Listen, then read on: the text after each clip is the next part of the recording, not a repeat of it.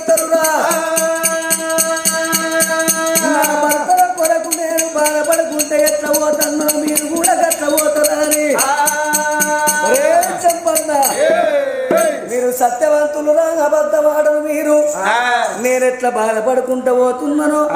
చెట్లల్లా అడవిళ్ళల్లా గుట్టలల్లా మీరు బాధపడాలి మీ భార్యలేమో దుఃఖం లేని ఏడుపు శ్లోకం లేని ఏడుపు ఏడ్చుకుంటే వాళ్ళు బాధపడన్నా అని సట్టించి శాపేనా శాపనా